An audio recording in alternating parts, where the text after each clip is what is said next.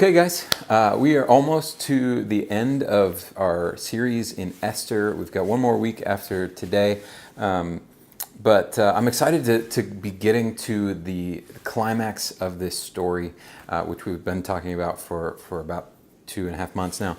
From the very beginning, we have just kind of laid out the whole story. We don't want any twist ending at the end. We want to know how this resolves so that we can pay close attention throughout every step of the process to what is God trying to teach us in this small moment, even though this small moment is part of a much bigger story which resolves with God winning.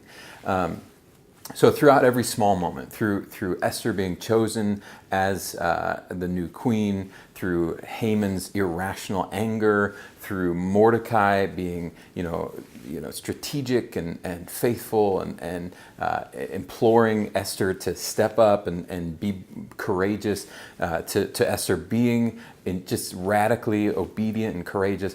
All of these have been small moments within a much bigger story. And through all of them, we see God at work, right? God is at work even when he's not in view. That's been our golden thread through this whole thing. And starting with last week, and now moving into this week, we're seeing the very climax of the story, the reversal of fate. The way it has played out so far, we have seen in chapter 1 that Persia and specifically the capital were a dark and wicked place where people made light of terrible things. The king abused his wife to the extent that she refused to come out among his friends, and so he just kicks her out. And he throws this nasty bachelorette contest to try and figure out who his next wife is going to be. He's going to sleep with all these women and keep the one that he likes the best. And out of that, God positions his people into place. Esther becomes the new queen, and her uncle Mordecai, who seems to be kind of one of the leaders of the remaining Jewish people in that city, he's got the ear of the king through Esther, and so God positions his people in place specifically because this wicked man Haman is going to try and kill all the Jews. In fact, he passes a law with the approval of the king that in the 12th month of the year they're just going to wipe them all out, and all of this starts to break down, and so finally Mordecai sends his niece Esther to the king to plead with him. And so Esther comes in with this strategy. She's going to throw a banquet for him, a feast. Last week we talked about this kind of dramatic switch where Haman was about to ascend. He was about to get everything he wanted. He was going to kill Mordecai and set in motion this plan to kill all the Jews. And instead, right at the last moment, God intervenes, and Haman instead has to honor Mordecai instead of killing him. And that leads us into this banquet with Esther and the king. And this is going to be the climax. The story has built up to this point, and right now God's about to drop the hammer on his enemies. So let's pause. Let's read the story. It's Esther chapter 7 this week. Read it together, kind of discuss what was your first reaction to the story, and then start the video again. Okay, go ahead.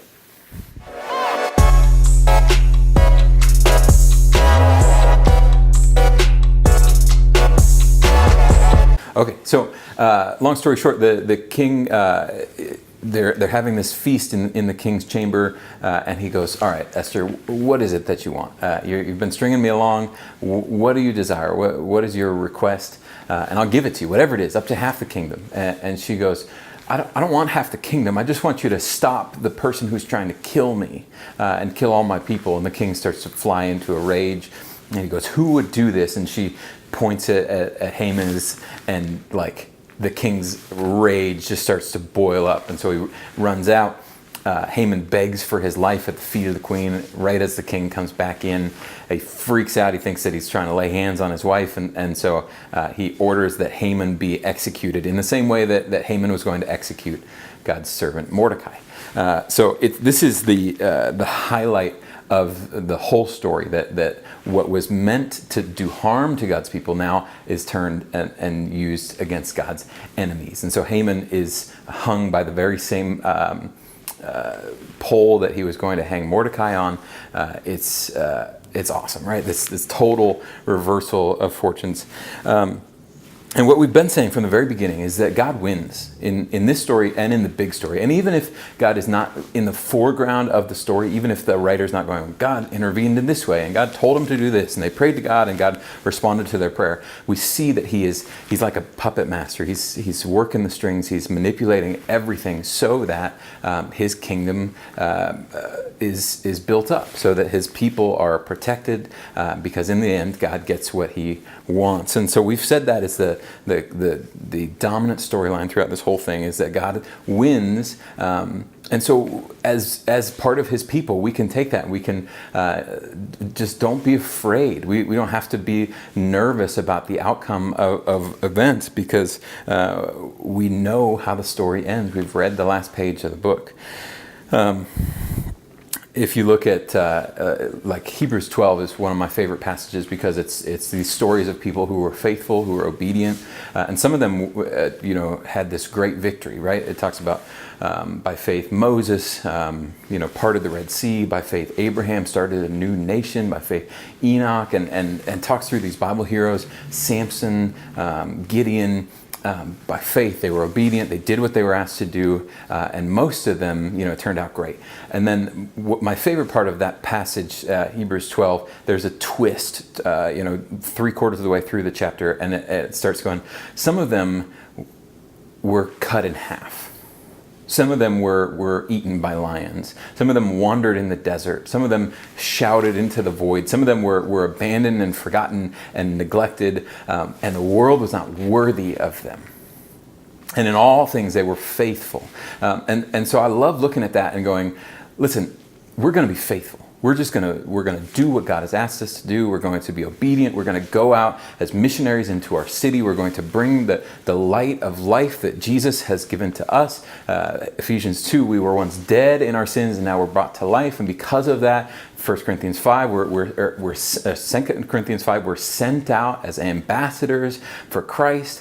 We're just going to be obedient to that. Like that is our identity. And sometimes that's going to end in miraculous victory. The seas are parted, or we walk out on the water, and that's going to be awesome. And then sometimes it's going to end in us getting cut in half or eaten by lions. And you know what? That's okay too, because in the end, we win. And us winning is not dependent on you personally winning. The kingdom succeeding is not dependent on John succeeding. Does that make sense? That my being faithful moves the ball forward for the whole kingdom, even if it's going to cost me severely. And I'm okay with that. We're okay with that. That we're like Esther. We go in and we're faithful and we're obedient. We go, if I perish, I perish, but I'm going to trust that God is going to do something through my sacrifice. And so we don't be afraid or discouraged or like nothing shakes us, because our faith is not only for today. Our faith is into the future. We have this weird like mental glitch where we feel like we can trust God for eternity, but we can't trust Him for today. Like, get over yourself, guys. We trust Him for everything, and He's faithful in everything. And every storyline is going to be sewn up and made right at the end of days. We'll talk about that in a couple minutes. I want us to notice that something happens in this story, which is that the king, who has been up to this point just a buffoon, a drunkard, the first thing that we see about him is that he gets drunk for like 6 months and then abuses his wife. And then Haman manipulates him and gets him to sign this like new law that's going to kill all the Jews. This dude is a tool, right? He's an idiot. He's a buffoon. But in this story, he goes from being a bystander in history, and God is moving around him, and God is working, like God is he's what's the word? God is moving around him. But in this story, he gets involved. He comes down off the fence that he's been sitting on. He comes into the game, and he's not a bystander anymore. He's about to be an active part of God's plan. I want us to imagine a world in which all the bystanders come into the game. Imagine a world in which all the like lukewarm Christians weren't lukewarm anymore. If we could see a revival in which those who have been sitting on fences get off the fence and they get into God's plan, like what sort of things would change? What sort of people would be protected and served? What sort of like obedience might we see in places that have not experienced obedience? What sort of revival would we see in places that have not experienced revival? How would my neighborhood look different if all the people who claim to be Christian in my neighborhood chose to get out of their seats and into the game? That's a joyful thing for me, to just spend time going, man, that would be really cool. It would be really cool for those in power to use their power for good. It would be really cool for those with influence to use their influence for God's kingdom, and not just to build up their own tiny kingdom. That would be amazing. And as awesome as that would be, I think we'll only ever see glimpses of it. Because I don't think that God's plan is to use the influence of the influential to change the world. And God's not worried about who sits like in the White House, because God doesn't work through the White House. I mean, he can. Maybe it's like in this story where sometimes that person in power gets into the game in a small way. But God's not shook because all the like powerful and influential leaders of the world aren't on his team. Because he doesn't pick his team from the powerful and the influential. 1 Corinthians chapter 1 says, think about what you were when you were called. Not many of you were wise by human standards or powerful, but God has chosen the foolish things of the world to shame the wise. God has chosen the weak things of the world to shame the strong. He's chosen those which are not to shame those which are. Like in PE as a kid, like splitting up teams for a basketball game or a foursquare game or soccer game, you'd pick captains, right? Captain number 1 and captain number 2, and they would get to pick from the crowd who they wanted. And it was always fun. Like I went to a small school, and we always had the same group of people in those classes together.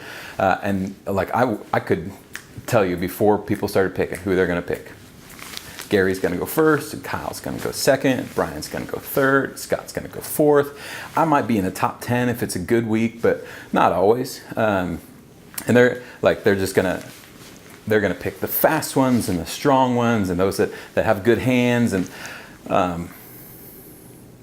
what's awesome about my king, about the leader of this new kingdom, is that he doesn't pick the fast and the strong and the powerful first. In fact, when he gets up to pick his team, he's like, little guy, yeah, come here.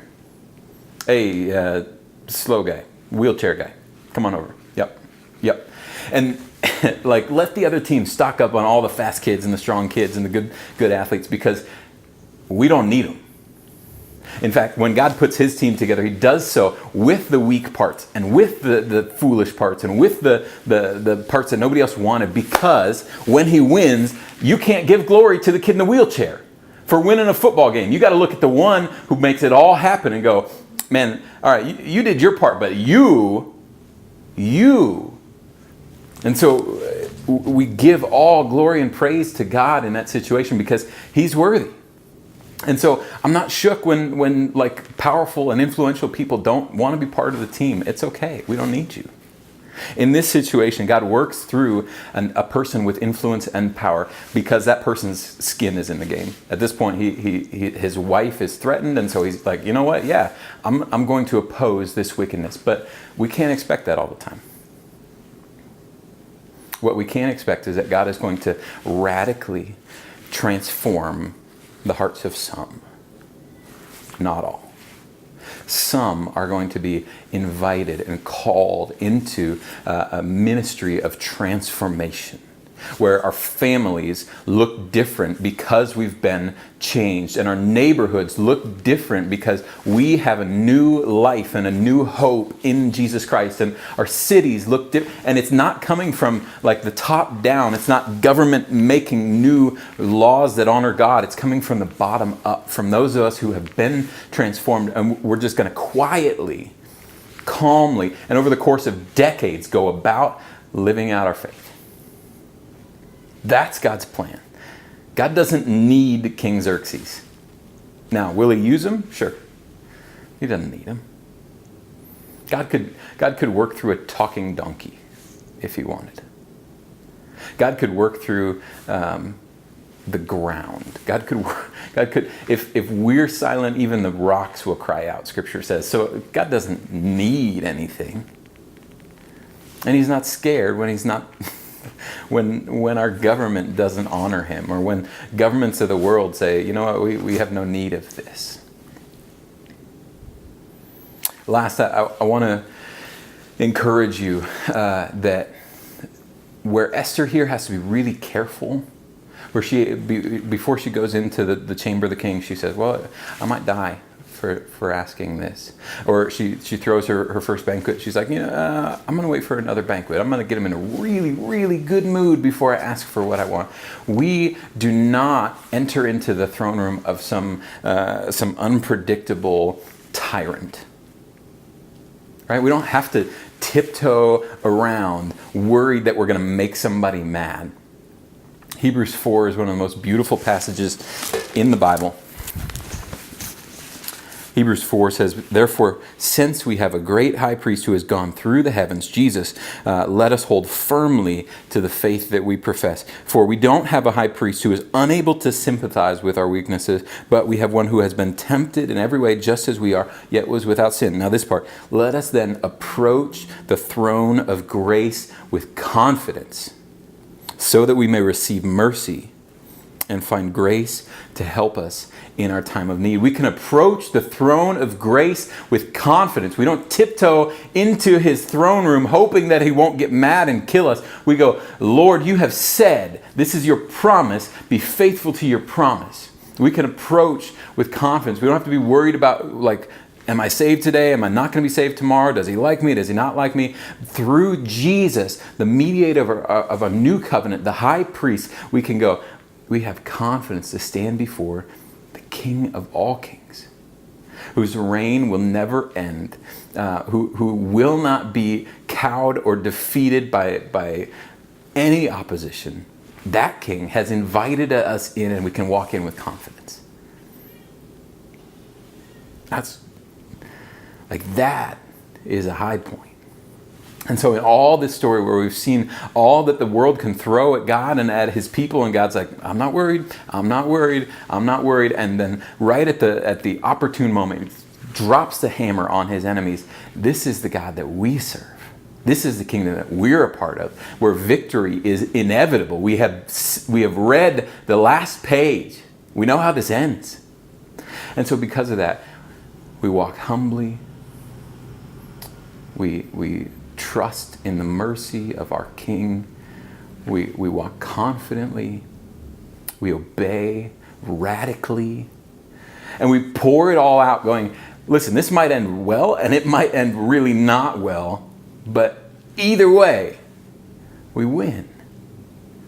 And so joyfully, glad, like we can laugh about it as we lay down our lives and go, this is all I got, but I'm going to give it. It's worth it for you. So we've got some conversation about this chapter. We've got some discussion questions, and I'm really just praying that your discussion is an opportunity for you to practice that radical obedience. Like, let's talk about how we can be more obedient, trusting that God is going to work it all out for his glory and for our good. So love you guys. You're not dismissed, but you are sent.